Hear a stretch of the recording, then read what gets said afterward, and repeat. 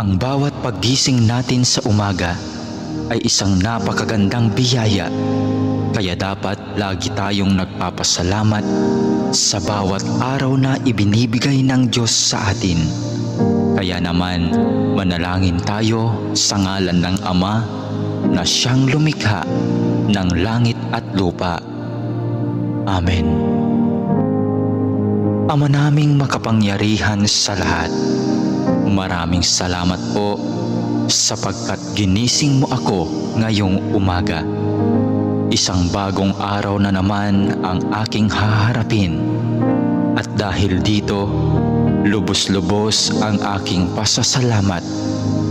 Sa unang mga sandali ng aking araw, nais kong mapuspos ng iyong biyaya at pagmamahal.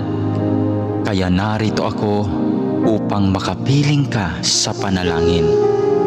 Bantayan mo ako at gawing ligtas sa buong maghapong ito. Ilayo mo ako at ang aking pamilya sa anumang masama. Maituon ko nawa ang aking pag-iisip, pananalita at asal tungo sa iyo. Nawa maging kalugod-lugod sa iyo ang lahat ng aking gagawin sa araw na ito. Panginoon ko at Diyos ko, naniniwala at nananalig ako na naririto ka at kapiling ko sa mga sandaling ito, na nakikita mo ako at iyong naririnig ang aking mga daing, mga kahilingan at mga panalangin.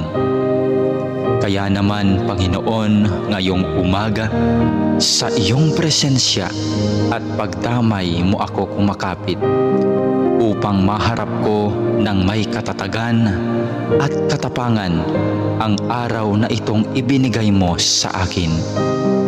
Mapagmahal na Panginoong Diyos, na nalaman kong mahal mo ako at binabantayan mo ako palagi.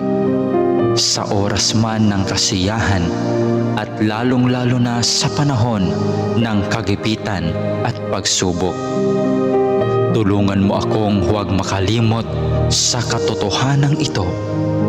Maraming salamat po sa biyaya mong pag-ibig at pag-iingat na hindi mo ipinagkait sa akin, sa kabila ng lahat ng kasalanan at pagkukulang ko. Puno ng pag-asa akong magpapatuloy sa araw na ito sa aking mga dapat gawin dahil na rin sa iyong pagtulong.